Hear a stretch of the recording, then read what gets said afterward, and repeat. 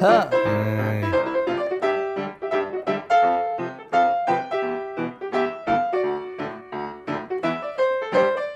Yeah. Fish sticks. Hi, I'm Ben. And I'm Stefan. Wallace is the dumbest character in animation history. Says Michael, the other co-host of the podcast, Animating in threes. Yeah, because we usually do that. Except Michael. We are three co-hosts who talk about animated films and TV shows, and in this case, animated shorts as well. And we, analyze them and discuss them and try to break it apart until there's nothing left and you feel empty inside. Whoa, you can already tell we're watching something British. That is very true. Today we'll be talking about the 4 Wallace and Gromit shorts. What a segue! Yes, I'm just going to be cutting a lot of this out. Oh yeah, please. And but before we get to that, we will be talking about what we've been watching or playing animated-wise throughout the week. So let's start with Michael. No, this week was so bad. Not only did I not watch anything animated, I didn't even finish watching what we were meant to watch. We had to watch it when I got here. But hey, at least you made it. Wait, we're congratulating him on that?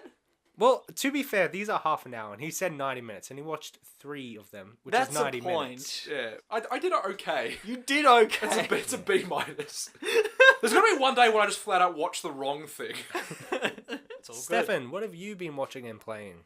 Well, I finally started Uncharted 4. Did we just turn into a different genre of podcast? Yes, we did, but there's animation in it, and there's specific animation things I want to say. If you're about it. disappointed, please refer to the time codes.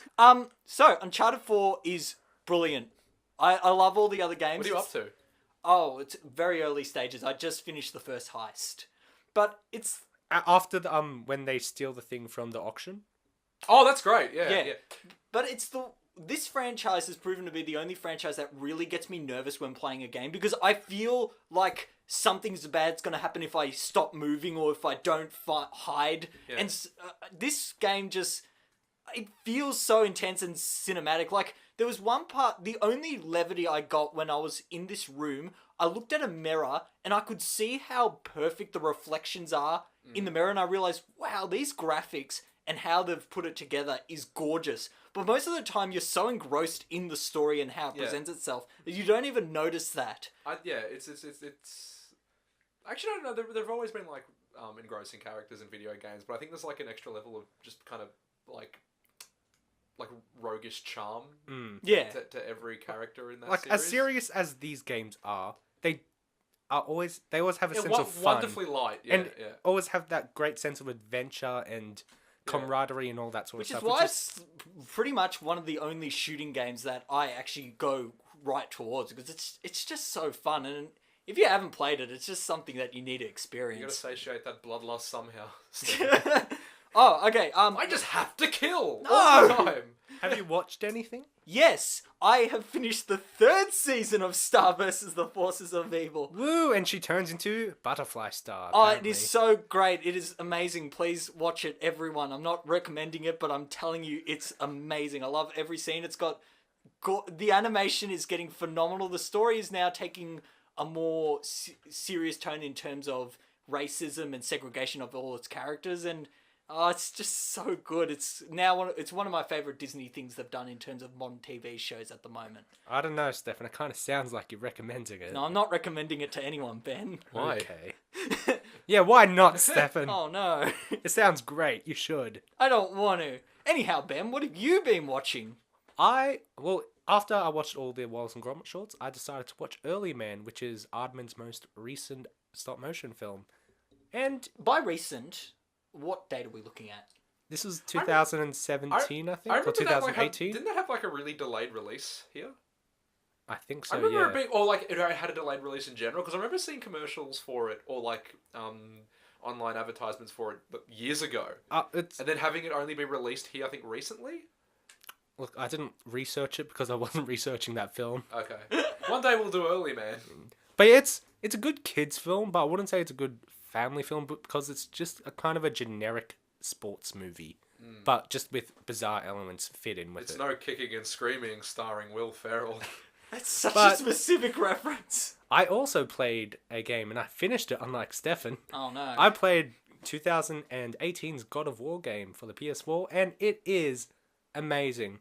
I picked it up about 6 months ago, started playing it, and was like, I'll get back to it one day. Did it this week, and I just absolutely loved it. And I haven't played any of the other God of War games before, so I thought I might be a bit lost, but I wasn't, because it's its own self-contained story with hints towards what's happened in the past, which is all you really need. It was mostly killing. Mostly killing happened. Yeah. Something I wanted to ask about this game, because I don't know much about it other than its previous... The answer is probably killing. No! Its previous installments.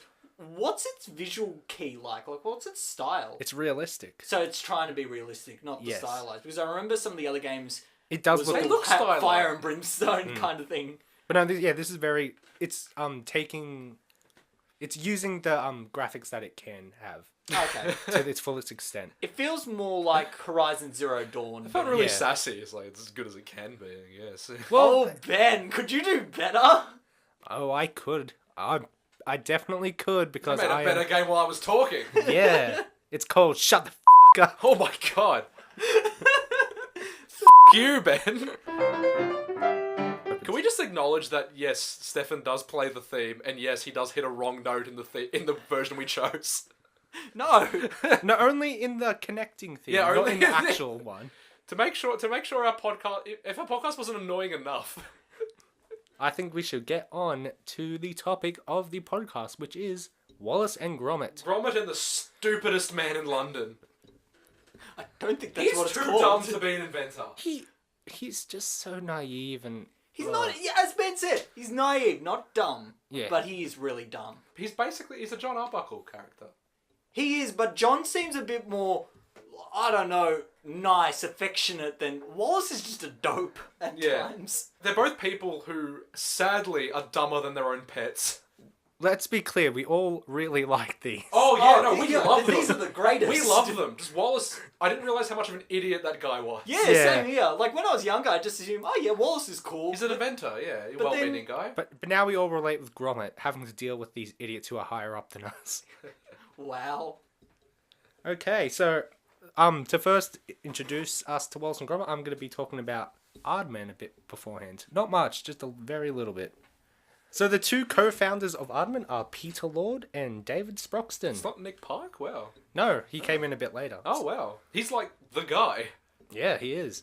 But so are Peter Lord and David Sproxton, which are very British names, I feel. Yeah. They began Aardman Animations in 1972 while they were still in school. Oh, really? Yeah. 72. Were they... I'm pretty sure in uni as well. Is that why most of their productions have that kind of aesthetic? That kind of dreary, like, 1970s, like, London... that probably did influence it. Yeah. Yeah. The reason they came up with Aardman, though, was because they got commissioned to do a superhero animation for a kids show in the UK called Vision On. Was it stop motion? No, it was 2D, actually. Oh, okay. They had a 2D department? Oh, I'll get into it a bit later, but they do, like, bits of everything. Yeah, their superhero was called Aardman, which is Aardvark Man. Oh, goodness, that sounds amazing. Aardman. Yeah, and that's where Aardman came from. And then when they had to choose the name, they're like, Aardman Animations. Yep, that's the one. Let's How go are they with it. simultaneously the most and least creative people on the planet? That is so cool, though. I like how the start of the name of their empire is an Aardvark superhero. That's great. That's so bizarre. In 1977, they went to do their first show called Take Heart, which was a stop-motion show featuring their iconic character Morph. Do you guys know who Morph is? Yes, I know who Morph is. Basically, he is the most simple plasticine man. And he can just transform into a lot of things. And he has a whole cast of friends. Is he like those plonkers that used to be on ABC Kids? Kind of, yeah. It's also like Remember Gumby. those? Remember Gumby? Oh, I remember could do Gumby, that yeah. sort of thing? Presenter Tony Hart was just making all these things, and then Morph will come in, and then he'll muck it up, and then fix it and all that sort of Bloody stuff. Morph. Yeah, but apparently Morph was really popular. And Yeah, it was really fun. I remember seeing a few episodes because on ABC Kids in Australia, we got shows from the 80s and 90s in the early 2000s. So we got really did. late. I remember being... Do you remember that stop motion show Trapdoor? Yeah, that was... That show's from like 1982. Yeah, and we got it quite... in that time, quite recently. So those shows were very much part of our childhood. Yeah, yeah. Do you remember that stop motion, like those commercial bumpers? What, when it Food used to be- Opera? Yeah, Food Opera! Yeah, Food opera was it's great. like these the fruits to put itself together in interesting That shapes. was amazing. Off to the side, food opera isn't Aardman, is it? No. Okay. Well, No, it's like it's one of those I weird don't like, know what Danish it was. things or something. We'll do an episode on food opera one day. Anyway- It's soup opera or something. Oh, it could be soap opera. It's something bizarre that doesn't have any it doesn't have any relation to the content. Anyway, yeah, so Aardman was getting really popular with this morph character, and they wanted to basically expand what they were doing, so they did more adult-orientated shorts called conversation pieces, which is different to their animal one, which I am blanking on the name right now. Oh, So the conversation yeah. pieces, they just recorded, office things, and then they just animated over the audio. So were these after those animal studies? No, this is Creature beforehand. Comforts. Yeah, Creature this is before Creature Comforts. Okay, yeah. I wrote, they all the conversations always sound like candid, like they just got people off the street. Well, that's what they did. Oh, was that what they did? Yeah, that's literally what they did. They basically wanted to do that sort of stuff to really show the mundanity of life, but in an interesting way. Yeah. And with animation, that works entirely well. And after the success of Morph and those shorts, they were approached by lots of ad companies, and at one point, most ads you would see on TV were done by Aardman. Well, not most, but a lot of ads. So yeah, stop motion was really popular back in the early 80s. So from Morph, that's where their stop motion career really started from. Before Yes. they were just doing the 2D stuff. Oh, they just did bits and pieces of whatever. Was it a big studio who produced those little stop motion shorts, or was it just a few people? I'm pretty sure. Yeah, it was just a few people, relatively small. Oh, okay. That's I find that really odd because anything in stop motion takes hours, even if you're a big group. So to produce something that's in that stage, industry standard, still seems like you'd need a bigger team than just Well, a you few saw people. how fast I animated with stop motion in first and second year, right? Oh no, you weren't in my class. No, I wasn't in your If class. you can do I've animated really fast with stop motion. Is there ways of doing it quickly? Because I cannot picture any quick way of animating in stop motion. You just get used I to can't it. just picture any quick way of animating full stop. Actually, that is point. No, you just get used to it. This is actually the only week where I can actually talk with not a lot of authority, but some, because this is the only one we've actually animated before. I've animated claymation before. I think we all have, actually. Yeah, Yes. and like Ben says, look, obviously if you want to do it well, it is incredibly slow and arduous. But if you want to do it rough, and if you want kids to do it, it's one of the easier ones to do quickly. Definitely. Yeah. Because you can just do it with whatever. You can freestyle. Yeah, as long as you have an object and a camera, you can do animation. Yeah. So yeah. Before we get into Nick Park, I just want to talk a bit about stop motion for those who do not know. So stop motion is basically where you get an object, you take a picture of it, and then you move it ever so slightly, and you take another picture of it, and then when you play it at 24 frames per second, it'll look like it's moving. Are the Aardman features in 24 frames a second? I'm assuming most... Because they're quite smooth. Yeah. Yeah. The only parts that would go any slower in frame rate is for the slow motion parts, and even They then go that higher would be. frame rate. Oh yes, sorry, you're right. I mean changing the frame rate in general. Yeah. Yeah, and with stop motion characters and stuff, they would use armatures as well. I just want to explain that. So it's basically a metal bionicle inside of the character. People may not know what a bionicle is. How dare they? Okay, it's a metal skeleton inside Yeah, of the it's character. frame. You can make them out of chicken wire if you want to do it yourself. It's basically a way in which you can bend the clay so it still without it remains breaking. its But I'm just saying, remains its the rig. reason I said bionicle is sometimes the joints are very similar to those pieces that you snap together. It's a to very bend the leg. specific reference. Again, some people may not know what bionicle is. Well, you Several know what? colours. They didn't have a fun childhood then. Oh no. Yeah, I said it. I'm being very mean, I'm sorry. So, Nick Park. So, basically, Nick Park started to do his own stop motion project called A Grand Day Out in his university, which was called... Oh, was this his thesis project or something? Yes, it was. Oh! He went to the National Film and Television School. It's a in stupidly Britain. high quality thesis. Yeah, so basically it was just going to be this short. But then he invited Peter Lord and David Sproxton over. It's like, hey, you want to look at my project and maybe give me a few tips and all that? And they were so impressed with what he's done. He's only been working on it for a few months to a year at this stage. They were like, you should join Aardman and work on your project there. And then that's how we joined Aardman. So That's seriously how he started. Yes. That he's is yeah, 'cause incredible.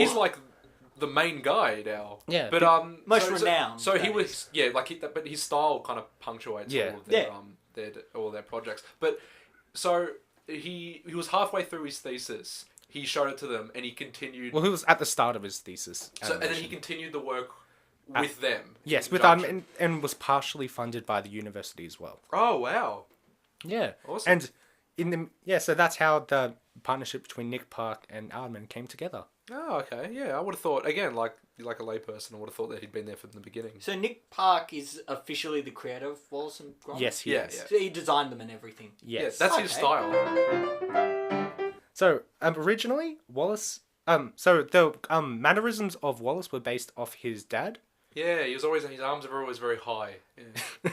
Yeah, but he just studied his dad and was like, oh, that would make for a good character reference. Yeah. And originally Wallace was going to have a mustache, and his mouth wasn't going to be wide. It was just going to be stuck with that tube head.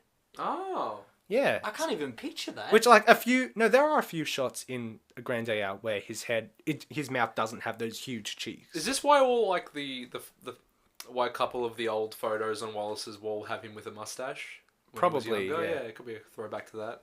Gromit was originally going to be a cat before he actually molded Gromit. That kind of explains a few of his mannerisms, actually. And also, he was originally going to be talking. Ooh. That's find literally very odd. So Gromit was originally going to be literally the opposite of everything he is now. Yes. The silent much. dog was going to be a talking cat. But I'm definitely glad they went with the silent dog. And the name Gromit came from his brother, who was an electrician, where a grommet is a rubber insulator. Yeah, and it originally didn't have the cheese plot either. So they were just going to go to the moon.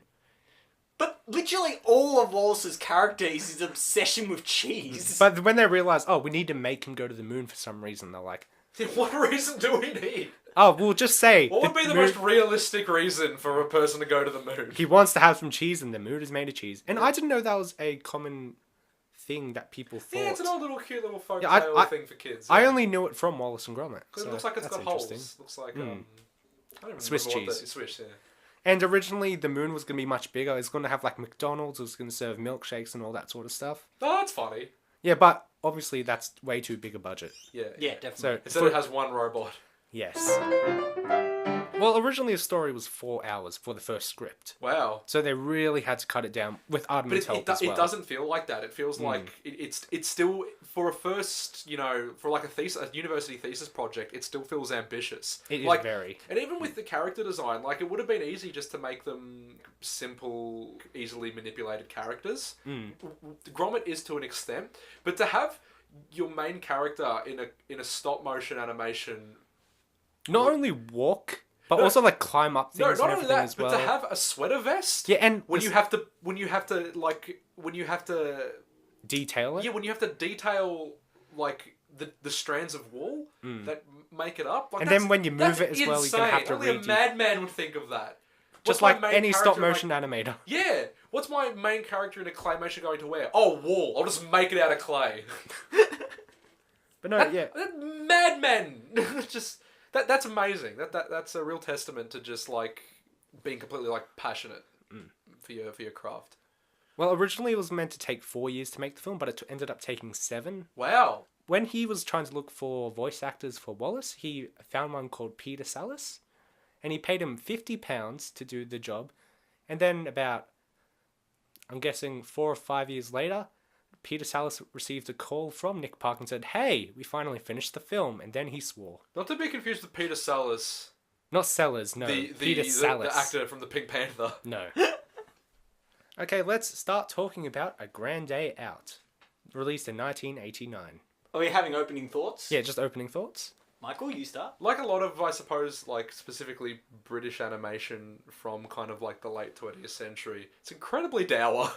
Not the tone, like, because actually like the story and the dialogue is very light and kind of benign, but just visually, very very kind of like that kind of stark dirtiness. Yeah, the lighting was very prominent in it. Yeah, especially the towards the basement. start. Yeah, Yeah. and David Sproxton, one of the co-founders, that was his main specialty, was doing the lighting. Okay. So their lighting with like the basement and stuff was really improved from, I'm guessing, his input. Yeah.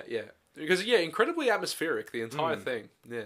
It was, but Not so much when they get to the moon, because then I think it starts. Yeah. There's just like a lot of matte paintings and it's very flatly lit. But especially those opening bits when he's building the rocket ship. Yeah, it looks amazing. Okay, so What happens in this one, Ben? I haven't said my opening thoughts. oh, sorry, Stefan. We don't. What do you think? We don't care, Stefan. You're here because otherwise the title of the podcast wouldn't make sense. I mean, animating on twos would actually make more sense. No, this film, the first short I thought was a real testament to early stop motion and even the early application of the modern animation principles. Like, you can really see the cogs ticking in the animators' minds as they came up with this. Like, you can see how Wallace's head is not quite... It's not quite as caricatured or clear as it usually was. It's like they're still trying to get that style. There's always a bit of experimentation to how they do animation. There was a lot of motions that seemed a bit out of place. Like, it'd be really like stiff, and then all of a sudden it'd have this gorgeous one little frame of animation that you go, whoa, looked really uncharacteristically refined. And it feels like there's a bit of those that, like, they were trying to put thoughts in certain things. But no, I really liked how laboured this one felt. Like, not laboured in a bad way, but laboured as in, you can see the work and effort that it took to make this one. Like, they started with them going to the moon. That's a very ambitious thing to do as a first Yeah, that's short. an ambitious opening. Yeah. That's your and, introduction into the universe. like, you could have just done a simple, oh, we made a rocket, we got there. But no, they try to animate, like, them making the cogs, them making all the different works to make the rocket. And I love that textile materialness that they went through to get there. Like, a thing that really embodies Wallace and Gromit later on is the process to do an action. Like, I remember later on here, Wallace does his whole, like, he gets up routines and he always has contraptions. And this very much felt like the birth of that sort of contraption way to do an action. And I really like that. Just quickly, I had to cut this out of the other podcast. Textile is fabric work. I think you mean textured. Yeah, you're right.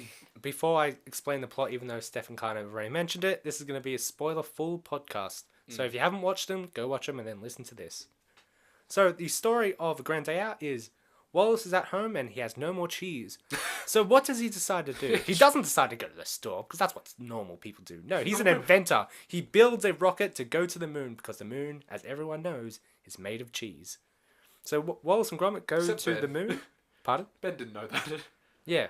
Okay. So Sorry. Wallace and Gromit go to the moon, where they try a bit of cheese. I don't think they're that fond of it. No, they No! kind of... That's really funny. It's a disappointment. But they don't like they any bring of a it. lot back with them anyway. But Yeah. as they're on the moon, they find a moon meter, where it's just this rocket Yeah, it's just... where you put money into it. Not a rocket. It's a robot. It's like a caretaker of the moon or something Yeah. like that. Yeah. Like, who cleans up the moon, and you put money in him, a British I love that. You pence, have to pay it to hit you over the head. and then it comes to life, and then that thing chases after Wallace and Gromit for a bit until it runs out of money and almost gets Wallace, and then he activates a bit later as Wallace and Gromit are going back to the rocket, and he sees a magazine where someone's skiing on Earth, and he's like, I want to ski. No way, I want to come with you back to Earth. So he tries to go back with Wallace and Gromit to Earth, but they think it's chasing them still. They try to take off before he gets there, and he doesn't make it, but he gets some scraps of the ship, and then he realizes, wait, I can make this into skis. And then he's able to ski on the moon, and everyone's happy. And then that's the story. Yeah, I find So the wrong trousers is about. No.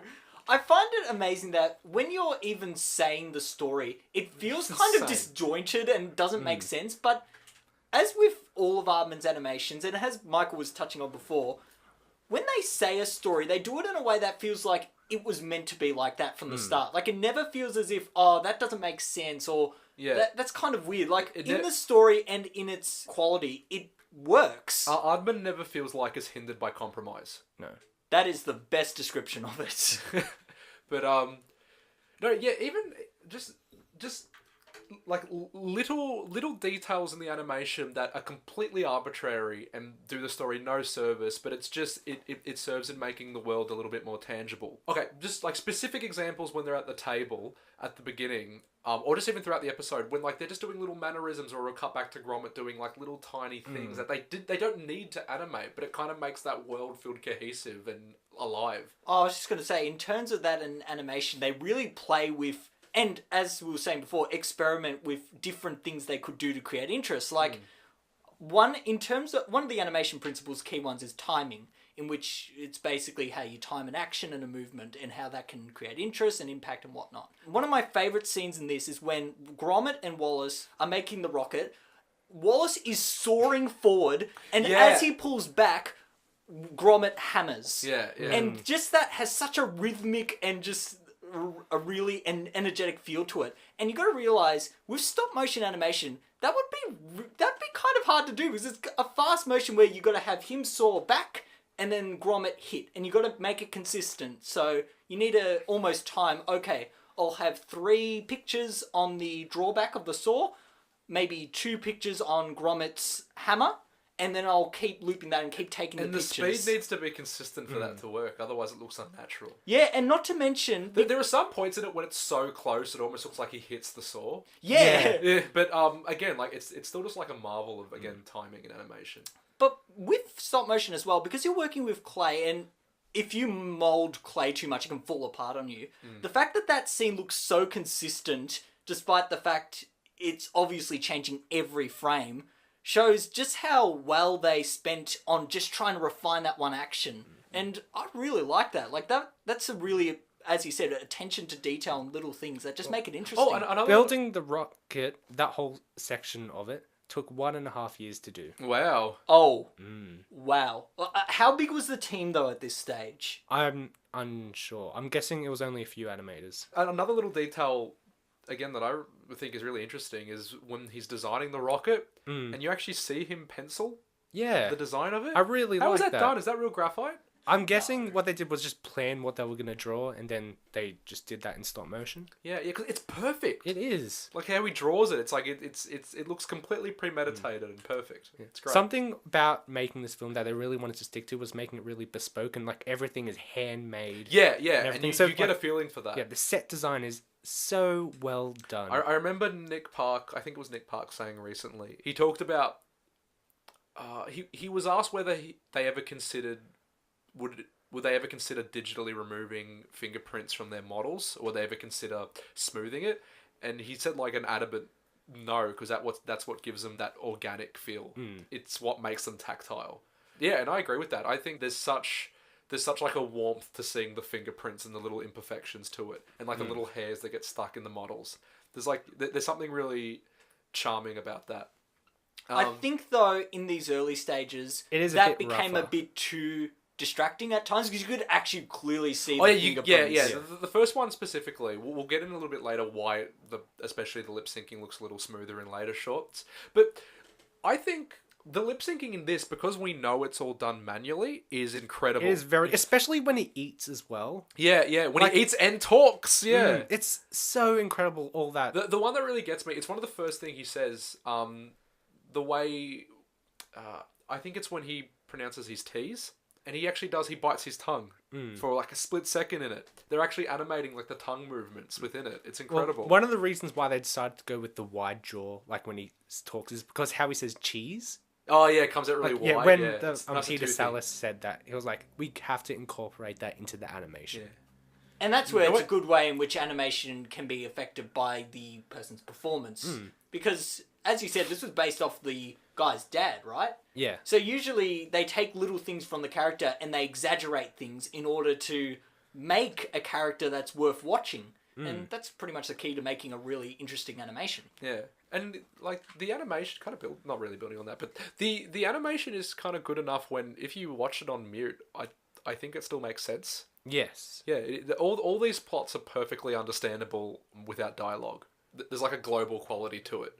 Just it can resonate with anybody, because you can interpret the story without any of the dialogue. Which is why it's also great to have Gromit as that silent character, because you can tell everything he does without knowing It's that Garfield kind of dynamic when the owner just kind of enunciates everything to himself. I feel as if, though, that at this early stage wasn't as developed upon. Like, later on, Gromit's eyes are basically have a whole story in their own. Here, it's kind of there. You can see they're developing it, but it wasn't quite the main focus. He is so expressive, and all they do is manipulate a brow. That is so amazing. Yeah. What I really love also, in that rocket building scene, there's two things I wanted to talk about it. One, did anyone notice how somber and weird that music in the background was? Like, when? They're doing this fantastical rocket building thing, and it's got this eerie, like, alien music. It's like, what's the mood you're trying to go here? Yeah, a Grand Day Out is the one that seems most kind of like tonally unusual, I think I'd put it. Because again, it's a student film. Which are always kind of bleak and sad. Anyhow, the other thing with the animation that I wanted to talk about is something that we notice in later of the shorts, which we will talk about, is some of the best scenes of Wallace and Gromit is when they do really quick actions and really, really climactic, like, action scenes. They always do those really fun. Oh, they're great. The thing about Grand Day Out is there's not much of that. No. But there was one little key animation that I thought, this is the birth of that sort of style bit come into play, which is when Wallace is sliding down the ladder, you have like an animation smear in stop motion of him going really fast down the ladder and up the ladder and creates this kinetic energy. In stop motion, I literally have no idea how you do that. Okay, I'll get into that if you want. Yeah. So basically, they overexpose the film. So they keep the shutter on for longer, so it kind of blurs. Ah. They just overexposed it, which made it like seem like it was moving while still in focus. Okay. Also, it also has to do with the timing and how they manipulated the character. Like, I think they also, in that stage, just made that scene go really quickly. Yes. Like, they would have positioned the character here at the start and then at the very end and maybe one quick in the middle, and they just would have gone for it really quickly. Yeah. I will say, Wallace's walk cycles are extremely hard to do. It wasn't the most refined. No, especially when he walks down the stairs to get to the basement. It's really You unusual. Like, it kind of has that kind of like spaghetti limb thing. When he doesn't really have joints, he's like just kind of like... They just focus on kind of where the foot placement is, and the limb just kind of follows that. And it's very 1 foot at a time instead of one like actual sweeping. It wasn't walking. as organic. Yeah, it wasn't a cycle. And also with that as well, there was some scenes where, especially those ones where it looks down, the problem with stop motion animation, I think is the only problem, is if you use your angles in a bird's eye view, it makes everything look small, and you see that it's just puppets or like little clay figures. The hardest thing in the stop motion is trying to make you look like you're seeing this world from their perspective rather than looking down on them as if they're figures. In this early one, there's some shots, they haven't developed the techniques to really make you feel totally engrossed in the world yet. But otherwise, in terms of its experimental and the fact that it was the first one, I think they rounded that off pretty well as they could with their budget and what they could do at the time. Definitely. One of my favorite parts, like my second favorite part was the saw and the hammer thing. But my favorite part in the building the rocket was when Wallace was sawing that piece of wood on the sawhorse, and then it breaks, and then he gets Gromit to be the horse. I forgot that. Yeah, that was cool. The way it was timed and everything, I really enjoyed that sequence. Also, does anyone like the joke that it's this whole whimsical thing that they're going to space and they're using a super high-tech spaceship, but they go inside and they've just decorated it like their house. That is funny, yeah. Like, no matter where they go, no matter how exotic, they want it to feel like the living room. Yeah, so it's just made it mundane. Like, you've got this amazing, like, we're going to space. They've got an armchair in there. Making it as mundane as possible. You have a basket of crackers and food and all that. And even as they're waiting... He had one thing to bring. He almost forgot it. He's the dumbest man alive. He built a rocket ship in his basement, but he forgot the one thing he needed to bring. Yeah. Actually, can we talk about the robot? Yeah, I just want to mention one more thing before they get to the moon. When the rocket takes off and everything shakes, like even like the gnome They just shake outside the camera? everything, Or like did it in post? I would assume that. But like I really enjoyed like how everything shook, like they moved all the objects and everything. Yeah. And to me that everything felt in the very rocket real. also shoot. Yeah. Okay, so then they get to the moon. They try some cheese. They don't really like it. Yeah, I love that. And then we get introduced almost to the immediate robot. disappointment. They're trying to. I love how the joke, like just dialogue joke, how they're trying to compare it to Earth cheeses. Like, why would you even think that it would be compared to Earth cheese? Yeah. What he says like Wensleydale to you or whatever. It Yeah. is. And actually, because And they then Gromit doesn't mentioned say anything because he's a dog. because they mentioned Wensleydale in this quite a bit. Like, Apparently sales went up. yeah, because Wensleydale was about to shut down, but then the They short saved came him from out. bankruptcy. Yeah, they saved it from bankruptcy, and That's now great. they're officially partnered with Wallace and Gromit. Oh wow. Yeah. That is great. I love those sort of stories. It's a nice little story. Okay, so the robot, the Moon Meter. I love the design of this It's because just an oven.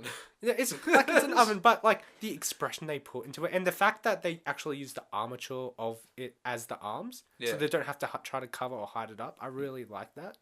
I like how yeah, it's incredibly expressive when For something that has nothing there- expressive about it. It has no facial features whatsoever. It's It just has two arms. Yeah, two arms and It's incredibly dainty. yes, Like it's very just very kind of prissy about everything. There's a lot of like I can't really explain it because I'm just doing hand motions. And No, but that is. It's all gestural animation that conveys his character. It's a hard thing to capture in an animated character because you have to think about how can we make this a character with no mouth, no dialogue, no expression, no anything, because they have to rely fully on how this character moves and the poses they put him in. yeah.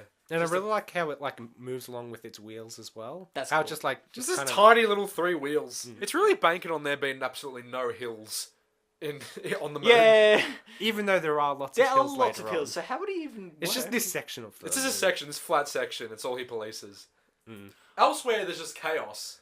Yeah, the animation for the robot is just so well done, and I think that was the start for me where I really appreciated the animation. I find it odd that the first Wallace and Gromit short, the main character for the second half is this robot character. Like, you barely see them. They're just walking around trying different cheese. For the first one, it's also I think like the least accessible. Like it's Yeah. it's the most strange. This is just one thing, and it always comes up. Clay food looks so delicious. It does, doesn't it? It spreads so Oh, nicely the on the cheese crackers. looks so nice. like looks amazing. it's like I don't like that cheese, sort but of it looks cheese. so nice. And the crackers are just so well textured, and the bread, like how they burnt it, looks so real. Everything looks so fluffy. Even the burnt bread looks so fluffy. Like I would eat fluffy burnt bread. Oh, I just want to eat all that plasticine. Can't eat plasticine. I don't have any. Okay, do you have any final thoughts about A Grand Day Out? No, I think it's the most bizarre, and simultaneously one of the more, in terms of the plot anyway, the most ambitious. Yeah. Yeah. The rest are obviously more ambitious in terms of like an actual scope of Yeah. of the visual storytelling.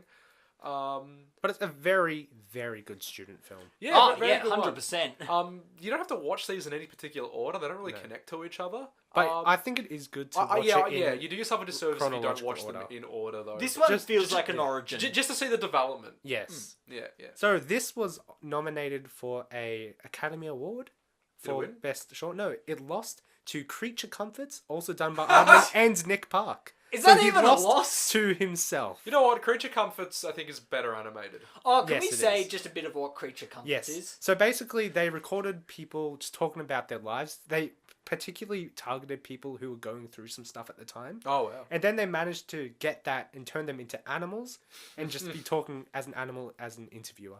And it worked so well. Were all the animals in the context of the show in a zoo? Yes. Yeah, I really love that because it just feels like you could have an animal in this wondrous landscape, but no, they're always in this little area. It always feels mundane and brought down to earth. Yeah, there's an element of like particularly like British like domesticity to the entire thing. And Just it also feels like that's where Nick Park really developed his style and those Creature Comforts as Yeah, well. And also the gestural animations, because right after Grand Day Out, the very next Wallace and Gromit short is like 100% better in terms of everything. Whether it's that's not to belittle No, the no, first no. short. Oh, but no the way. second one. It has more budget Yeah. and we We don't want to say anything bad about A Grand Day Out, but It is very the wrong little trousers craps all over it. just a few things before we start talking about it. what I'll are we say, talking about? The wrong trousers. I keep wanting to say A Close Shave for some reason. That's just a really catchy title for So- a short. The Wrong Trousers was released in 1993, only 4 years later. That's Are you serious? Yeah. That's why I said it. 4 years only, and the other one took them like 7. Well, don't forget, I think it was only Nick Park who did the animation. I'm not 100% sure. Okay. But I think that's one of the reasons why it took so Plus, long he to only do. had help, like, backing a little bit after he started. Yeah, Yeah. I'm guessing being nominated for an Academy Award would get you quite a big budget to work on something else. I really have only one fact before we get into it. You got one. Two facts. Oh wow! Look at us. So there Look were how only professional we are. there were only 3 animators for the Oh Red wow! Trousers. Actually, I remember that. I remember thinking the credits were unusually short. It's only 3 animators? Yes. Wow. Originally, the villain wasn't going to be a villain. It was just going to be a penguin who was just lodging at their place, who was going to be a nuisance. But then someone was like, hey, let's have him be a villain. And then Nick Park was like, yeah, it can be like this Hitchcockian thriller, which really inspired how the whole thing turned out. That inspires how It does feel like a Hitchcock thriller, actually. Yes. Yeah. But most of the other shorts feel like that too, where they have kind of weird murder mysteries. This is the beginning of how they all turned out to be mysteries. Yeah. So the story of The Wrong Trousers is, it's Gromit's birthday and Wallace gets him the best present. A pair of mechanical pants to walk him so he doesn't have to do it himself. Wallace is just a horrible human being. So lazy. He It's doesn't a lazy excuse of a man. Gromit is... And what's he also mentions that the trousers are ex-NASA, which I think is really funny. That NASA's just offloading amazing surplus gear. This is random Which guy. also could be, it's admittedly very useful to rob museums with. Just gonna throw this stuff in the wild. Like, it's right next to like a teleporter and a time machine and the space shuttle. So, after Gromit gets this fantastic, air quotes, fantastic present from Wallace... It like strangles him as well. Yeah, they mentioned that they're running out of money, so they need someone else to rent one of the rooms, and that person or animal is Feathers McGraw, a penguin. Feathers McGraw has the most simple design, yet it is so menacing. Oh no, he's I love the it. he's And the embodiment of These pure beady evil. The little music eyes. that just surrounds him as well just helps emphasize that a lot. I love how... He's intimidating. Can I He's just so say, intimidating. his first introduction is he walks and he slowly Slowly. turns his head towards Gromit. That is the eyes of a thing that will kill you with just his stare. Yeah, there's something about like the emptiness about him. Yeah, he's an empty void of just darkness. But he's that mix of like, it's threatening, but it's so funny. It is hilarious. Because it's coming from something so small. So small and just like Adorable. yeah, It's just a ball with a head, pretty much. Yeah, it's a bowling pin. Yeah. That's all it is.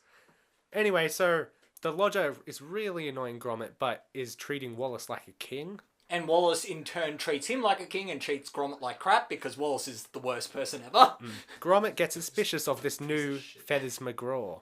So he tails him for a bit and finds out that Feathers is actually With the chicken? is actually the chicken that's The chicken has been robbing the banks. Okay, let's talk about how people think a black penguin I'm just trying to think what like looks an emperor... like a chicken. I'm just trying to think like what an emperor penguin would look like with a glove on his head. And all I can picture is just something that looks exactly like an emperor penguin. The thing is, even Gromit doesn't realise until I he know, puts the and glove Gromit's the smartest person or thing in this whole in the whole universe. world, yeah. Oh, apart from maybe the penguin. I know, the penguin's pretty smart. Anyway, the penguin gets Gromit kicked out, kind of. It's genuinely heartbreaking when Gromit breaks down. It always is, actually. Yeah. There's a great little animation, like this little interesting character design detail when he hasn't slept the night. And it's just a shot of him standing outside the bathroom door. He's got the bag. He's got those bags the under bags his on eyes. the Like eyes, yeah, great. it looks like he hasn't slept. It's great. We find out that all the plotting is for Feathers McGraw to rob a museum, and he uses the wrong trousers to rob the bank with Wallace strapped into them asleep. What was the benefit of having Wallace in the trousers the entire time? No, I know, they could have just used the trousers and put the claw in the Like trousers. I to grab. thought it would be maybe because if he failed, there'd be like not an alibi, but maybe Wallace could take the fall for it. That's but even when he probably does it. trip the alarm, he takes Wallace with him. Yeah. Anyway, It's bizarre. that's a pretty fun heist. Anyway, It is a fun heist, isn't it? they get back to the home after they do the heist for the diamond, and then Gromit confronts Feathers McGraw, which leads to the best train sequence. The best train action sequence committed to film involving a train. So Trains are great for action sequences. they manage to catch Feathers McGraw, and then it all ends happily. The end.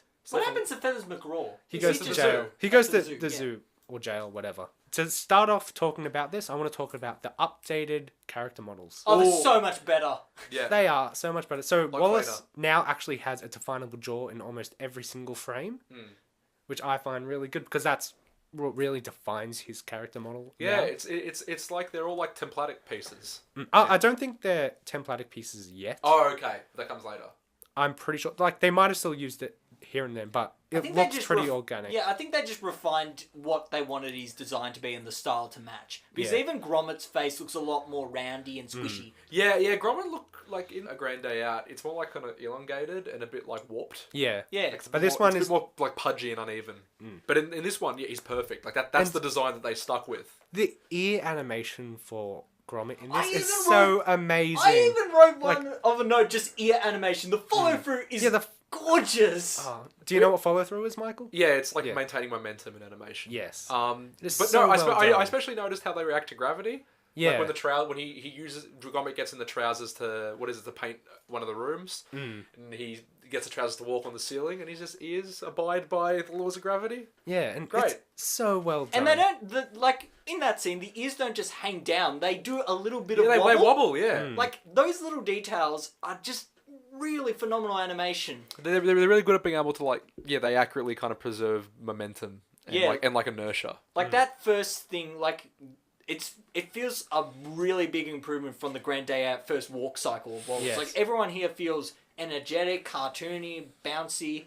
Yeah. It feels like its own defined world. Yeah, I feel like this is the one where kind of I think kids would gravitate towards it more. I feel like the first one would just scare children. Are we just going to start, like, padding around the fact that we all want to talk about the train sequence? Can we just stick to the train sequence? Is the best No, part? okay, let's just talk about a bit about the lighting, because the Oh, it's lighting in beautiful. this was so So well dynamic, done. yeah. So this is where Sproxton really got his A game out. Like, he's only done like experimental stuff before in A Grand Day Out, but this is where he really shone and really got that mystery thriller sense about it. Yeah, yeah. And the music behind it as well, which was done by Julian Knott, that also really emphasized all that. It definitely feels a lot more cinematic to the previous installment. Like, everything feels a lot more structured. And again, in terms of story, if you were to say the story out, it doesn't feel like a story. It doesn't feel interesting or anything. But when you watch it, you cannot get enough of it. You just want to keep seeing, oh, how will this come back to play? Like, it's called The Wrong Trousers, but for some reason, the trousers don't really do anything till halfway through. And then you're like, oh, yeah, this is amazing. Before we get to the trains, I want to mention one really great gag is I mean, when... there's a lot great to talk about. Yeah. So Gromit is spying on Feathers McGraw, and then he hides under a box and he just carves out some eye holes. And then it's revealed that when Feathers McGraw looks directly at Gromit, he cut around the eye holes of a dog on the box. On the print, yeah. And it's cute just little visual so gag. really unexpected and like a nice subversion of that usual trope you see where people look through eye holes. Something in animation that I always find funny is whenever something cute has a gun. Always makes me laugh. Oh, yeah. Gromit pulls out the bowling pin. And The rolling The roll pin, yeah. So, okay, we'll get to the Just train pulled sequence, out I of guess. nowhere, just... Okay, so the train sequence. It started off, Gromit confronts Feathers, and he has this rolling pin, just like clump in his hand, looking all angry. And then, as Michael said, Feathers just pulls out a gun out of nowhere. And he just had it ready. He has a pistol. yeah, there's no delay in the action. He just pulls it out. There's then- something about, like, especially like in Looney Tunes, there's something about, like, just something so kind of childlike and friendly, just having a pistol. Yeah. That's really funny to me. It's a juxtaposition. Yeah. But also, it's with the snappiness of the action. Like, he could have done that as a slow reveal with really gorgeous animation. He can't but fire a it gun wouldn't have looked anyway. good. He has like a flipper. And then we lead to Wallace, who's in the closet with the wrong trousers. His trousers malfunction. He causes them to be forced out. And then Feathers slides onto the train on the banister of the stairs. Oh, we didn't really explain. There is a model train running through Wallace's house that kind of serves him. Does Yeah. it serve him food and stuff? Yes. It kind of does. Like, Wallace's house feels like a child's. It just has lots like, of contraptions in it. yeah, playground. yeah. There's just stuff everywhere. Okay, and then, Feathers lands on the train, and so begins the best train sequence ever. Which is shorter than I remember. Yes, it is, but it is still magnificent. Yeah. So- we To record the train sequence, they built a 20-foot long hallway, yeah. and they had to keep redecorating it depending on what part of the house. We do recommend watching it on YouTube before you listen to this because we recommend watching all of these. Yeah, it's really hard to articulate. No words could really explain kind of what goes happens. into this. Yeah. Well, basically, they got a 20-foot long room because when you're zooming throughout the house, they do go past lots of things where it's impossible for the house to be that small and going that fast and everything. So they built this 20-foot long corridor, like in real life, it's 20 foot long, and then they moved them along that. And that's where they got past that issue of stop motion looking small, because the scale of that scene felt humongous. Like they're only in a living room, but that living room felt giant and so expansive, and you could picture that. Oh yeah, this train would be going through that entire place. When really, if you were doing it like the big day out and it was like vertical, it'd be like this little scene, and it wouldn't have that epicness that this had. Yeah, and nothing like this had been done in stop motion before, so they had to like kind of invent that 20-foot long corridor technique as well. And again, to do the motion blur of the background, they did the overexposure technique of the background. I think they would have done that for when Gromit's putting the tracks on the tracks too, because that is so quick. That's actually that wasn't done for that. Really? No. That's my favorite thing in any of these shorts. The sequence when the part. Basically, all the characters during the sequence are riding on a model train, going oddly fast for how fast a model train should travel. And the section that Gromit is on starts running out of track, and in one motion picks up while he's still riding on this train, picks up a box of spare train track parts. Yeah, spare train track parts, and starts laying it down and guiding himself around the room as the train is running. Is so He's unexpectedly stay one step ahead amazing. of it. Oh, that was just...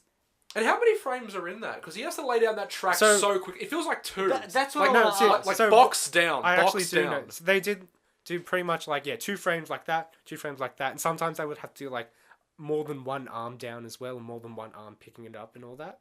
And is the train, when they're animating it, would they move the train as well while they're doing this? Or They is move it the edited? background. Okay. Oh, that makes a lot more sense, yeah. It's so much easier. But that... Actually, they did move the train, but it was connected to the camera. Oh, okay. Yeah. So it was easier to control. Yeah. That is such a complex thing to do, but it shows, because that scene is just... That ingrains in your memory, just that little action of him doing that. Oh, and just the way all the trains move from each other, and they all have to try to get back to each other to try to... It's so well choreographed as well.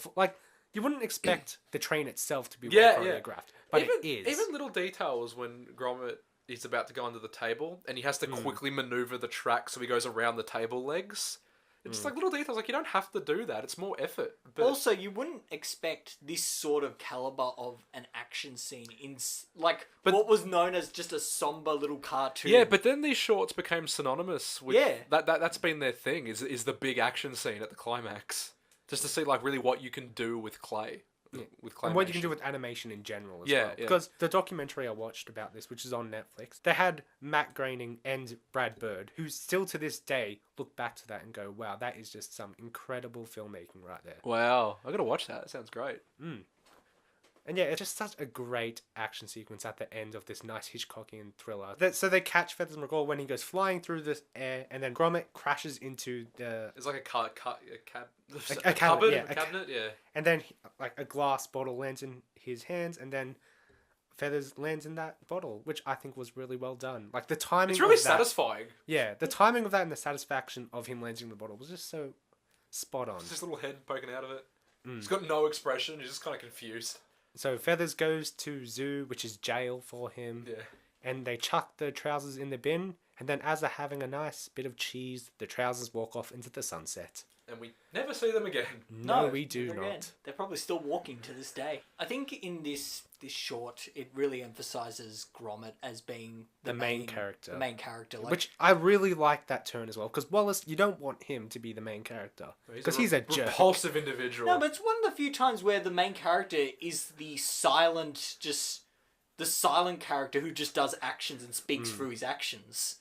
And his gestures as well, which are way more refined than the Grand Day Out. Yes. And he looks just so... the animation was just so good. He looks so adorable. I love whenever he does his little glances where he's like, "What are you doing, Wallace?" Yeah. Also, I love how this dog just he sits on an armchair and he knits Yeah. and he reads the newspaper. He's the so most- sophisticated. No, Or even it's the very knee, like casual. Yeah, what a Like hard thing to animate. And they just had a shot of him doing it. Yeah. Just to knit. It's madness. Yeah, he just seems like the most casual dog, but in such He's very cultured too. Yeah. He's he's got like bark records in his room.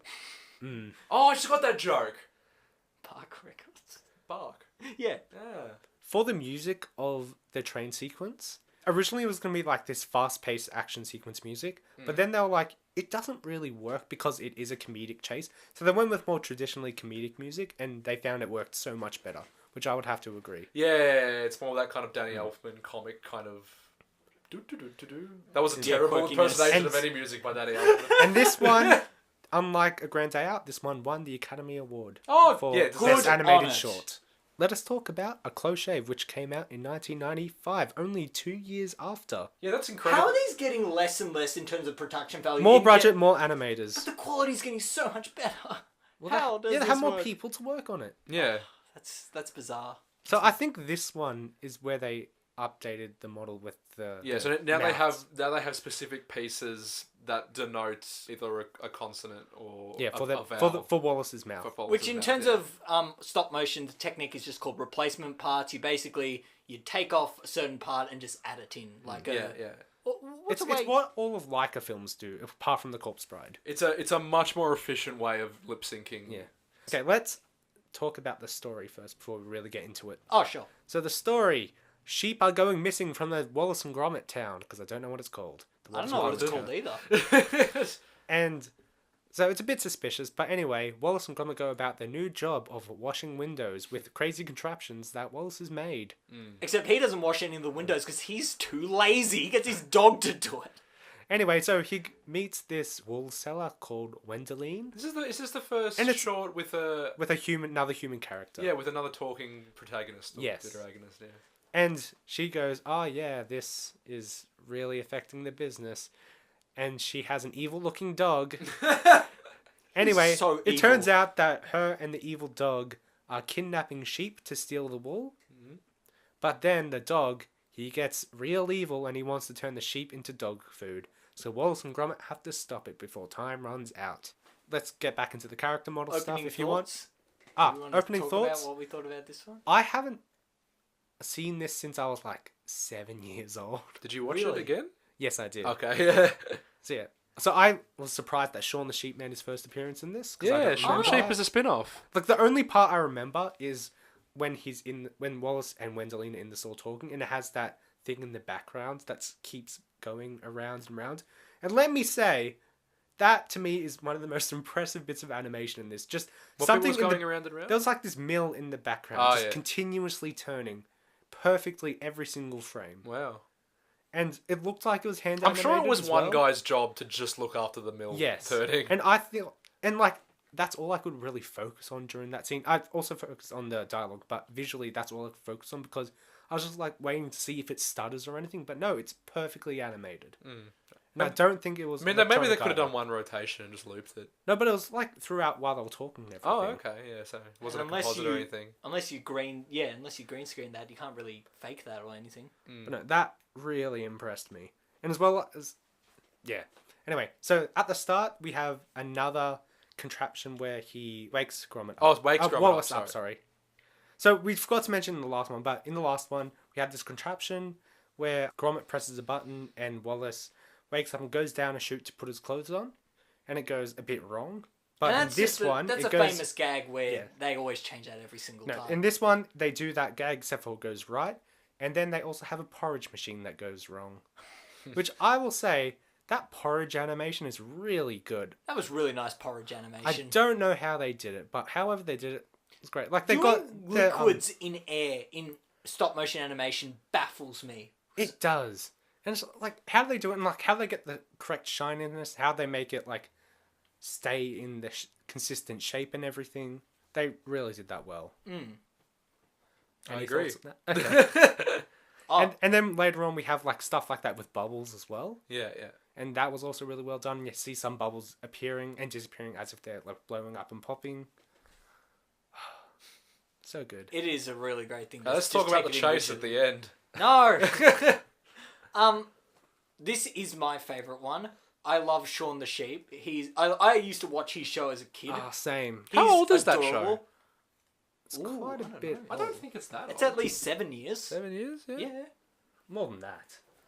Well, at least 7 years. But I really like how lived in the world this feels like. Yeah, Like, 'cause- this world really feels a lot broader than the last one. You see the farmlands, you have a whole bigger cast of characters, and you have all the sheep. And all the sheep as a collective character makes this short for me because they do acrobatics, they do trapeze, and they all do it with this dead, dull expression. Yeah. It makes it hilarious. That's what you're saying about kind of making the world feel more kind of cohesive and lived in. I think the one, if any, the one criticism we have of any of these shorts, which is really not really a fault of the animators or the developers in any way. It's really just budget-wise. Yeah, it's purely a budget and just a question of like practicality. It's just that the world always kind of feels dead. Like there is never like pedestrians. There's never really much atmospheric sound effects when they're outside. There's never any cars or any foot traffic, anything like that. So it a lot of the times it feels like that the world exists purely For these characters. to facilitate their story. But like later on, especially with the introduction of a secondary character who is also a talking human, And it's basically helps just- helps out a little bit. Yeah, but what I really find funny is like they purposely did this was Wendelin is basically a female version of Wallace, Yeah. except for who doesn't like cheese. They literally use the same So they're face structure. incompatible. Yeah, they literally use the same face structure and the same height and all that, and just added hair and different clothes. Yeah. Which I find really fun. That's fun. At this stage, though, they haven't shown many humans, so I would just assume that all humans look like Wallace. In other terms of thoughts, this one feels the most cinematic and chaotic to me because there is always little things going on. Like, Yes. even there's never a stage that feels like it's slowed down. Like in Wrong Trousers, the stages when Gromit gets home and they're just sitting in the house. Here, when they get home, the house is destroyed by Shaun the Sheep, who's been living in the house just eating everything. And there's always a change in set piece. There's always all interesting little things that make things more dynamic. Also, I just love how sheep in this world eat everything. Like, they're constantly eating. I want to say, Gromit, like we expect Wallace to be naive and dumb, but Gromit not noticing a sheep roaming around their house baffles me. These two are meant to be super smart, but they don't notice the sheep until they literally see it right in front of their eyes. And even at one point, Wallace uses Shaun the Sheep as a footstool. And Shaun is just sitting there Eating the other footstool. Oh my god. They are so dumb. But, like, comedic-wise, it is amazing that they just don't notice. In terms of characters, I actually like... they never use it again. I like that dynamic of Wallace, Gromit, and Shaun. Because it's this perfect blend of logic, dumbness, and just, like, a neutral chaos. Like, Shaun is just this neutral chaos of just... He does whatever he wants. But on occasion, he does end up saving Wallace and Gromit at the end. He does. Whereas Wallace just makes everything worse and puts them on the meat grinder because he's an idiot. So Gromit gets caught by Preston the dog, which is Wendelin's dog. He's evil such dog. an angry looking dog. He's is. so stern. And again, tough. another silent character as well. You know, this dog though looks like...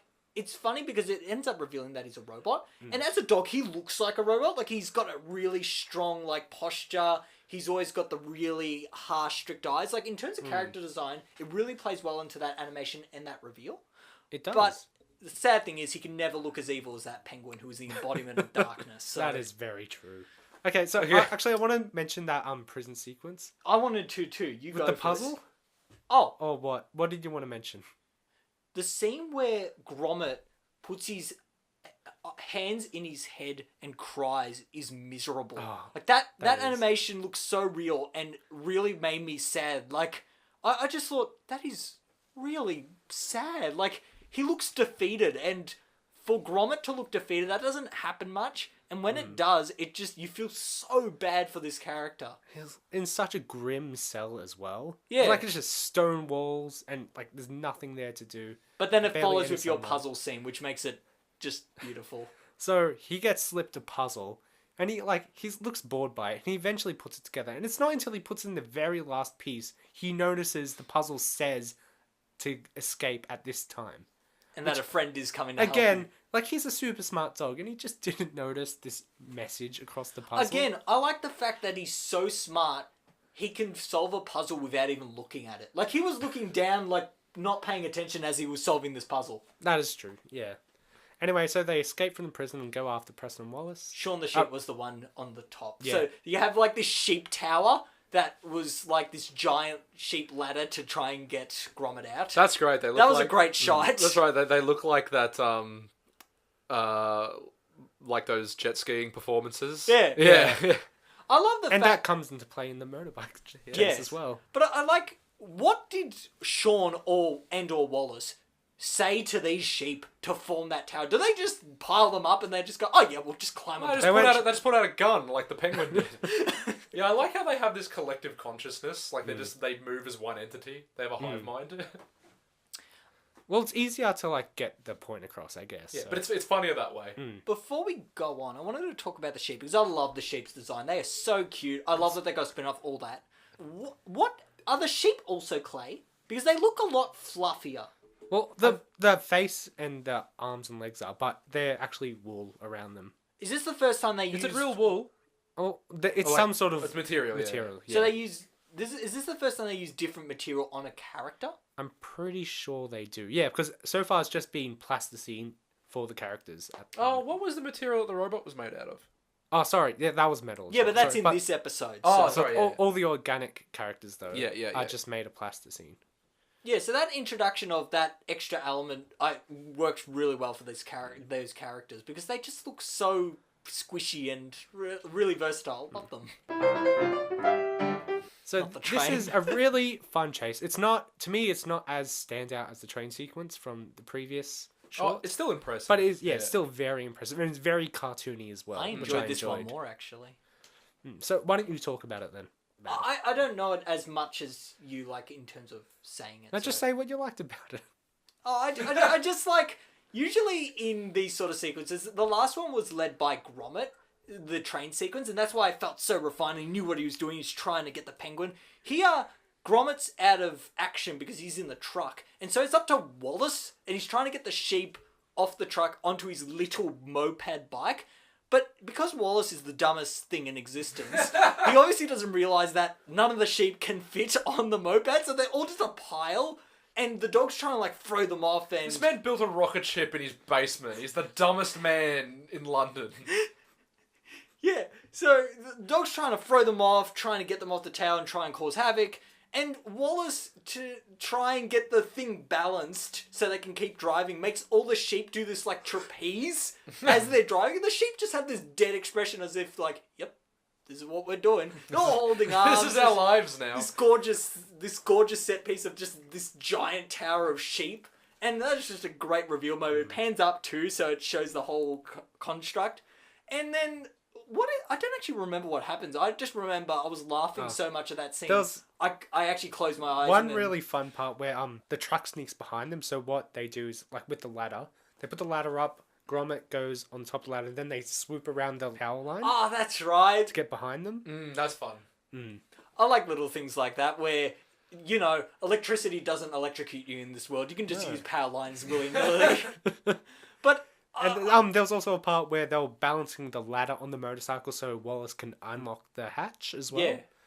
Like, that would never work in real life, but to see it play out in this is really fun. Again, I love how it can animate mundanity and do, like, little actions like sipping a tea looks really detailed and organic. And then it can do these wildly cartoonish actions just with such precision and just character. It makes it incredible. It's really versatile how they can capture those two moods of this show.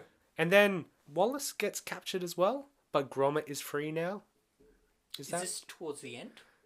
Towards the end of the chase, and then Gromit goes into the sidecar, which turns into a plane. Yeah. That's adorable. I love how they do a reference to that in the Wallace and Gromit movie where he does a similar thing. Yeah, Okay. he's in a little plane, yeah. But no, that's always fun. So while you've got the sheep on the moped doing a trapeze, you've got Wallace's dog in a little moped plane trying to shoot it down with Porridge. which was established at the start of the episode. Do you mean moped? Moped, yeah, sorry. But just that scene, just explaining it, is just so bizarre, and yet in context, you think, oh yeah, this is completely legitimate to this world it's constructed. Anyway, so when Preston, Wallace, Wendelin, and the sheep get to the factory, Preston's factory, we find out that Preston stole a Knit-O-Matic machine from Wallace's house, which was shown previously. Yeah. Which we didn't mention. Did he steal it or make it? I'm pretty sure he stole it and just changed the name of it. Okay. Instead of Wallace's Knit-O-Matic. Because I remember he stole the plans, and I was thinking maybe he just made it from scratch. Nah, I don't think so. We find out that, Wallace finds out that Preston wants to turn all these sheep, like harvest their wool and then turn them into dog food, which is very dark. It's just the plot of Chicken Run. It is. Yeah, and then so we have this confrontation between Gromit and Preston, where Preston catches the moped plane that Gromit is in, and then instead of nothing happening, the plane keeps turning around and round. Which is a really great visual, and it was also that is a callback to what happened in the Grand Day Out as well, when Gromit was drilling and then the drill stopped and then Gromit started drilling around. Yeah. I love how, again, this is the timing principle, where he holds it, there's a split second, he lets go, and then all you see is really quickly, it just flies up. Like, that is... Respect the comedic beat. That snappiness with that pause just is brilliant. Gromit eventually gets Preston into the Knit-O-Matic and apparently tries to kill him? No, just get rid of his fur and turn it into a jumper, which happens. But as we find out, Preston is actually a robot. The Doginator. No, which I thought was a fun reveal. I love his robot design. Oh, it's so good. Not as good as the penguin, but still so good. Oh, nothing could beat the penguin. The penguin's just like exercise in like simplicity in character design. But the dog looks great with his big chompy teeth. And then it goes to the climax where they're on the meat grinder. They're running backwards. But very Temple of Doom. Yeah, Wallace presses the wrong button twice and gets him, Wendelin, and all the sheep on the same meat grinder.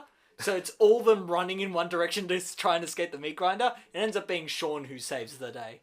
Yep. I really like that. But he swings across and pushes Preston into the meat grinder, which jams it. And then really Preston apparently dies, and his eyes pop out.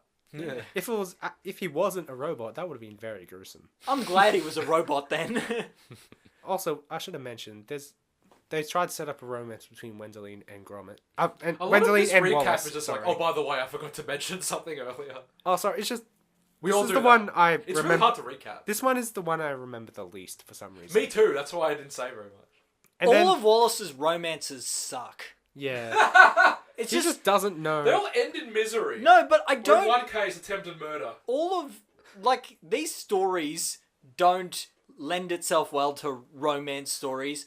And they never work. They're never good. Yeah, they're not enjoyable. They're great mysteries. Yeah. Like, they've somehow turned it from just this bizarre adventure into a great mystery. Because Gromit is just the perfect character to introduce us into mysteries because it's silent. And then we find out things as he does.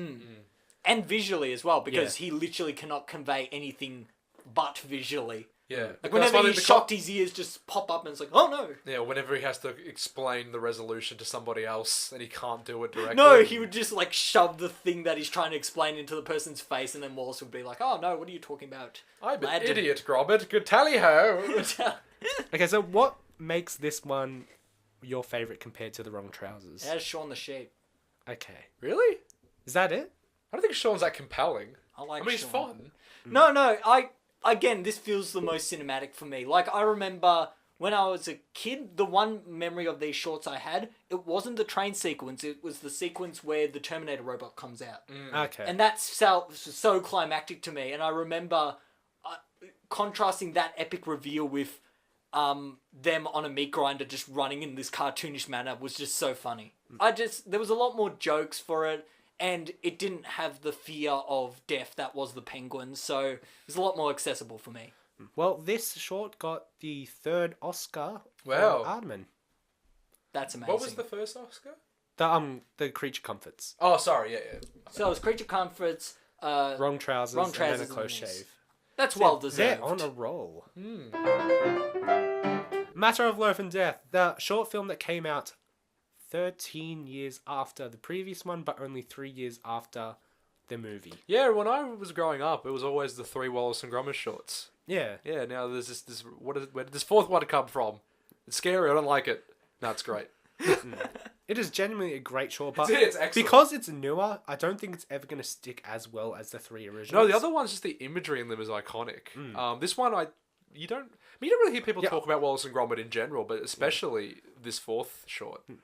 This is the first time I've ever watched it for this podcast. Oh, really? Yes. I remember when it premiered because SBS bought the distribution rights when it came out, and I remember staying. It was on like oddly late for a premiere of like a high-profile animation short. I remember SBS bought it, and I remember watching it the night it came out. It was on like 10 o'clock at night. Oh. Yeah, really enjoyed it. I remember hearing some uproar. Not a lot of uproar, but some concerns from especially like parents who thought it was a little bit too, if not violent, a little bit too confronting for children. Yeah, some of the inferred themes of this one feel more grisly than the other. It is about a serial killer, and it's not an animal serial killer either. Like the penguin and all that, but this was an evil. Like this was a human, and that kind of seems a bit concerned at some points, but I think it still keeps itself in a light manner. Yeah, and even its visuals feel very colourful and paleted. And oh goodness, bread looks so good in this Visually, world. this is the most stunning of all the shorts. Yeah. Hold on, I've been trying to get an earwig off my microphone for like the past minute. Okay, so Wallace and Gromit have now gone into bakery, which is not a good idea at the moment because there is a serial killer who is killing bakers. I don't know why they didn't stop, but, they go all out. And so they go into bread delivery and run into the old spokeswoman of Bakelite, which is, I assume, a bread company in Britain. They almost get into a very disastrous crash where they almost get eaten by crocodiles, but they don't. And That's so odd. yeah, it's just... one of those typical Sunday drives when I accidentally nearly got eaten by a crocodile. You know the average stuff. Do they even have crocodiles in zoos? Like, Yes. those sort of crocodiles in like a giant pit? Apparently so. In Australia, we more have conservatories that are also zoos. Okay. I'm guessing in other countries they just have purely zoos. Just a hole with a crocodile in it. You can't even see it though. Anyway, so it's pretty early telegraphed, like from this point, that she's the killer, and she's trying to get close to bakers to kill them, and she wants to kill a baker's dozen. Wallace and the Bakelite girl, her name is Paella? Paella? Which sounds like that rice dish from Mexico, but I don't want to... We plugged enough stuff today. We had a whole thing on... Actually, no, we just said how terrible Wheat Bix was. Okay, so Wallace and Paella get together, they become all lovey-lovey, and this is where I noticed they used, like, really great costume design. They actually used materials for the costumes in this little montage. Yeah. And Gromit is just really annoyed by it, and Fluffles seems a bit... Who is the Bakelite's dog? She seems a bit mysterious, like a femme fatale. She's constantly shivering at the start, though. Mm. Did anyone else notice that? Yeah, Well, there's a reviews reason why, now. which we'll get into. Yeah. Anyway, so Wallace still somehow doesn't know that she's a serial killer, even though she attempts to murder him. Several times. And he doesn't even realize until Gromit gets a cake off a bomb, which is so clearly a bomb disguised as a cake. Don't know how Wallace didn't notice that. Anyway... And then there's this big... Again, Wallace is very, very stupid. And anyway, there's a big fight scene involving Wallace, Gromit, Fluffles, and Paella. That is so climactic and chaotic. I love it. There's no chase sequence in this, but the action sequence is astounding. And Anyway, it has that great action thing where there's different moments. Like, it has one action moment, and then it'll quickly cut to... Meanwhile, and then there's the other character doing their action moment, and they all come together for the finale. towards the end, Paella ends up going off in her balloon, a hot air balloon, which is foreshadowed earlier in the short. She ends up getting eaten by a crocodile, and Gromit saves the day by stuffing bread mix into Wallace's pants to defuse the bomb explosion from killing him. And that works. Why do we even need bomb diffusing units? We can just stuff dough in people's pants. That's the Just word I was Wallace. looking for, dough. We have to pray that eventually one of them kills him. And then Well, actually, Fluffles joins the gang, and then we never that's see the end. Fluffles again. Well, there hasn't been any. Oh yeah, shorts well or this is anything, this is the finale, Wallace and Gromit. But actually, I was going to ask you in terms of like an animation thing. You went into a bit of detail before the podcast, but how do they animate liquids? What material is it? Okay, so It's a very particular gelatinous look. yeah, they just have to get like just a thick gel. So in the stop motion film Mary and Max, they use KY jelly, which was really embarrassing for the guy who had to keep getting tons and tons of this stuff, which is known as sex lube. Yeah. But yeah, Really? yeah. Oh, that's weird. Is it malleable though? Not really. No. So how do they make it? It looks like hair gel what they use. Oh, okay, so yeah. But like, yeah, I'm guessing they use like either like for the Wallace and Gromit, they either use hair gel or something like that gelatinous stuff. Hair gel makes more sense. There's something really satisfying about it. Yeah. Or like, I think some of like the rain splatters were like hot glue things that were just pointing up. Oh, yeah. But yeah, so that's how they animate liquids. It's not easy. I don't know how they did the coffee or anything though. With the short, what were some good things and bad things and all that? Bread looks delicious. Yeah, all the food, as Stefan has mentioned before, just looks so darn delicious. I'm going to go home and eat so much plasticine. That is not a good thing. And something I don't know how they did, but when the bread was rising from the tray as the love was blossoming between Wallace and Paella, and it just showed the bread rising in the oven. Don't know how they did that. It was so amazing and smooth. You know, I love the allegory you said, but I refuse to believe that any romance in this series is shown well. Oh, it's or not. at all. No, this is a bad relationship, This is a Stefan. worse That's the relationship. point of the film. Yeah. Again, though, I want to mention how they actually used materials for the costumes in this time. Which, Yeah, especially when they were dancing. what's that sort of outfit? The Spanish dancing outfit. I don't know what With it's the called. frills, they look so nice in It was this. so well, and like the bed as well. The Paella's bed had a lot of material, and Her entire house interiors design was so ornate. It looked brilliant. and the first time I noticed like the materials being used well was at the very start where we see that chef getting murdered, the Yep. baker. I was like that his top looks very shimmery for some reason. Oh, I can actually see the textures of actual material. That's really cool. I don't get how, they do that thing where, the really cool animation thing where the hat starts off really scrunched up. They Blow their thumb. blow their thumb and then it pops up. I love that, but how would you even do that? Like, Oh, basically you'd have something at the back where you can like inflate some air in it. okay. That's a guess. That's really hard to do though, and that just looks so fun and fluffy. Like, it'd be like, poof! And they even did it at the end as... There's a lot of bookending in this Yeah, episode. such which I as the really crocodile. liked. The crocodile was the weirdest bookending I've ever had. Like, Very grisly finale. what's a crocodile got anything to do with any of these characters or bakeries? Like, Well, he had to violently murder the villain, Stefan. This feels like a very long Grizzly Tales for Gruesome Kids short. it does actually. Oh, that brought back memories. Actually, speaking of like milestone jokes, I really like that there's like kind of like a throwback to the Batman 66 series when Gromit is trying to dispose of the bomb at the end of this short.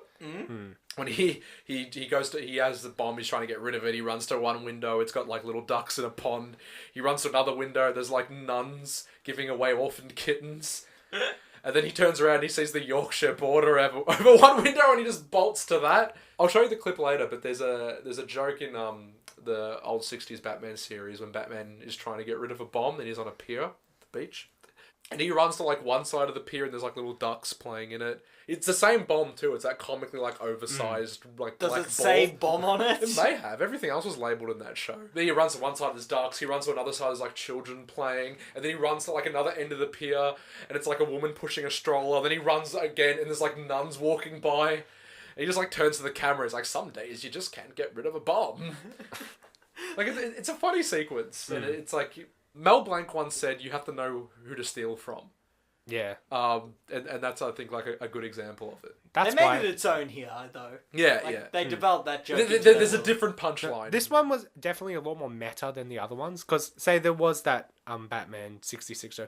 And they also named their bakery Top Bun, a Yeah. rip-off of Top Gun. They had an aliens fight sequence at the end where Oh, yeah, when he gets in Fluffles the... has the animatronic, whatever it's The called, the suit. forklift. Yeah, the forklift suit, batting away her abuser. I- Also, that was really dark. How we found that Paya was abusing her dog. Paya's character was the darkest thing of the entire short. Are we saying her name wrong every time? Yes, let's call her Pie. Let's call her Steve. No, Steve, okay, no, Steve. look, Paya is a sort of rice dish, which Paella. So what are you calling her that? Yeah, well, that's how it's spelled, and that's how they say it. Oh, some really? of the time. That was Yeah, Paella. is it Paella? They don't say the L sometimes. That's a I don't weird way know. of pronouncing Steve. Okay, Paella. Also, We'll say what did she Paella. expect when she attacked the forklift? I don't. She was just know. immediately flattened. Like, there was no resistance. It just went straight over, pushed her back. What an idiot. Everyone in this universe is an idiot. Except Gromit. Really, and also, one of my main problems with this one, like, it was enjoyable, but one of my main problems was that they telegraphed that she was the murderer too early. However, she's the only other character in the short who you could suspect of it, so it kind of makes sense. I don't think this one was as much of a mystery. No, No. the But that's what I really loved about the no, last two. the though. perpetrator is just the only other character in the short. Yeah, Just like but- Hush. Yeah, just like Hush. Do you see they did I will talk about it. Spoilers for Batman Hush, the comic book series. Yeah, the villain is the only other character introduced. Yeah, That's you're gonna have to write spoilers for Batman Hush at the start of the description. I'm not That going doesn't to. make sense. I don't really have much to talk about apart from it was fun. That's it. I think Good night, everybody. In this particular short, I do not like how Wallace. There's the one scene where the woman pretends that Gromit has bitten her, and Wallace gets it's this really great contortion of his face where he looks really infurious at Gromit, but Gromit could not hurt a fly. Doesn't have a mouth. He doesn't have a mouth, and, He's just physically incapable. and he like puts a chain on Gromit and forces him to do dishes. That is so mean to the He's like a nicest muzzle, character. yeah. it's a very dark short. To the character who saves him constantly throughout this episode and all other episodes. Literally, Wallace would not function without Gromit because Gromit does everything for him.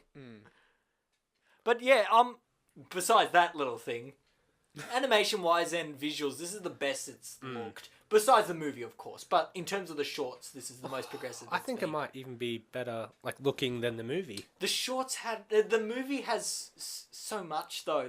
It has quantity as well as quality, whereas this relies purely on its quality. Yeah, but like There's not much Wallace and Gromit content. but like Yeah. in the previous shorts, whenever they showed a view of the street, it was just matte paintings. But with this, they actually built all the Yeah, buildings. they built it. Yeah, it's amazing. And like that mansion that she lives in, it's like that's actually the size of like one of us standing up. Yeah, wow. That's cool. Incredible lighting when Gromit gets there in the middle, too. But Yeah, it's a well constructed short. Just the story didn't connect as well with me as the others did. I think it's my third favourite one. This would be my least favorite. Not that it's bad. It's not bad. They're all amazing. They're all great. We have to but, keep reiterating that. This is my least favorite though. No, my least Then- favourite is A Grand Day Out. Ah, that's my second favorite. Oh, really? Just because It scares me. purely, it's probably because of nostalgia though. Yeah, yeah. That's why, like, if I'd watched these all as a child now, I'd probably like A Matter of Loaf and Death probably almost the best. Really? No, I feel like if I was a kid, I would have gravitated towards that a little bit more. But because I think it's the more like openly funny and Okay. enjoyable. But for pure like nostalgia's sake, you can't beat The Wrong Trousers. No, you Okay. cannot. Stefan. Except, yeah, That's fine. Again, I'm still sticking with Close Shave. Close Shave is still great as well. It is. Anyway, What are your final thoughts, Stefan? On the whole series or just this? Both. Well, that's kind of hard. No, it's just groundbreaking. Wallace and Gromit themselves are two characters who can really convey so much for the animation industry and how it can develop. And they add so many experimental things and there's so many fun things that I feel like I wish they did more of a series with them because with these 3 shorts, or 4 shorts, they did different jobs in each one. I'd love if there was like, I don't know, once a year they'd have another mini movie where they're doing a different job. It's like a Three Stooges. In every Three Stooges short, they were always like a different profession. Yeah. Well, there are Wallace two... is dumber than all of them. There are two series, Wallace and Gromit series. Are One's they? called Cracking Contraptions, and the other one, I forgot, but it's more recent. Peter Sellers come back from that. Is I'm it pretty sure they did. Aardman animated, or is it... Wow. So it actually is... I didn't realise that. Oh, yeah, it's just that they're not well known. Are I they guess. as well written in terms of I haven't visual? watched They'd them. have to be short, right? They'd have to Yeah, be like they are 6 minutes or something tops. Yeah. Okay, I reckon that would be good then. I'm glad that even exists because I did not realise. That's really cool. And now, the last thing... do you have any final thoughts? Oh, like, what can you say about it? It's just, that's Aardman. Like, they're pioneers of like, claymation, of, like, just, like, yeah, literal, like, kind of giants in their field. Like, they're the high kind of benchmark for all this stuff. Yeah, just, like, if you hadn't go out and see that, if you even have, like, a passing interest in animation, you've probably already seen it, or seen the shorts, but no, they're incredible just feats of, like, simple storytelling and just groundbreaking claymation work. So, go see them. They're great, and they're enjoyable, and they're pretty much for everybody. Yeah, they are great. There's an overarching kind of darkness to all of them. Except the first one, really. I think that's... First one still feels the dark. I think just atmospherically really the first is the darkest, but tonally... Or pretty not light. tonally, as in just like in terms of subject matter, the fourth one is definitely the most bleak. But I think they're for everyone, and they're incredibly enjoyable. And they have a strong, unique character too. Oh yeah, they're very demonstrably their own thing. Yeah, very British. And to end our podcast, I want to mention that there is a live action version of Wallace and Gromit. We are not watching that. I'm going to make We Michael are not watch it. watching Wait, that. what? We are So, not watching in that. 1995, the No, same... no, stop. No, We're not- listen. No. What is this? I'm really intrigued. Okay, so in 1995, there's oh no! a UK... Am I gonna hate this more than There Grizzly was- Tales? Yes, there was a Christmas show called the Lenry Harry Christmas Show. It was a revival of that show. It didn't pan out. Okay, yeah, I've never Anyway, heard of it. Yeah. so for the Christmas show, they did a live action Wallace and Gromit skit. Now I'm gonna... Played by Peter Sellers. No. Oh, I'm gonna show Something Michael like this. by like Russell Brand or something. I'm gonna cut Michael's reaction to it, but he's gonna react to it after, which No, we will... why don't you show it now, Ben? Yeah, I We've am got the going to, recording but I'm not going. gonna keep the whole thing in. Oh, That's no, what I no, meant. no. Okay. Well, Hardman. Is this a porn parody? Is this was this commissioned? Ah! Why are his eyes bloodshot? Yeah, like the joke has to be that they're horrifying, right? I hate this so much. This is indescribably unpleasant. Why are you people laughing? So, Michael just watched I the live... hate this podcast. So what do you I think... drive here every day, You drive here once a week. and you're always late. And So you what- don't watch the recording. What do you think of the live action Wallace and Gromit short? Just cut in the bit when I start to see it, and then scream, and then just hard cut. That's all you need. As you said before, it was undescribably horrible. Or something like that. Indescribably unpleasant. Yeah, that's the one. The character design is just so bad, and it does not translate. They should have just used That's human. That's ironic, right? That it can't not be. I don't I know. refuse to believe that people. No. I'm just leaving. I'm just getting out of here. You Okay. can't just stop it. Well, with that, we are going to go. And we hope you've enjoyed the podcast and that you watched Don't the next one. Google that. Don't No, Google don't. the live action Wallace and Gromit. No. So, Disgusting. subscribe to our podcast. We will be having an iTunes feed now. So that's great. I mean, we have to get approved first. This is No, very... we've got approved. Oh, what? I told you. That's why we have... Oh, but iTunes, do you mean? Yeah. Oh, yeah. Probably. But at least we know what an RSS Anyway, is. we'll have an iTunes feed. We'll have the YouTube. We might put it on Spotify as well. We have a Facebook page. We have a Twitter page. Just look up. Okay. Just look up Animating in I threes. learned about our social media pages just now. Ah. I didn't know we had a Twitter page. Anyway, We have a podcast. the best thing you can do is like, comment, or rate it. Do what you want. Just don't leave anything bad, please. Except if it's Yeah, criticism towards me, because I can take that like a champ. I'll just be crying in my room. Well, that was really sad. I can't. I will immediately quit the podcast upon any criticism. Yeah, so just criticize me. That's fine.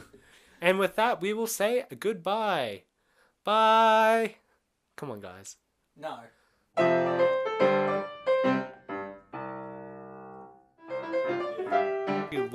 Grizzly Tales for Gruesome Kids short. It does, actually. Oh, that brought back memories. Oh, they're weird.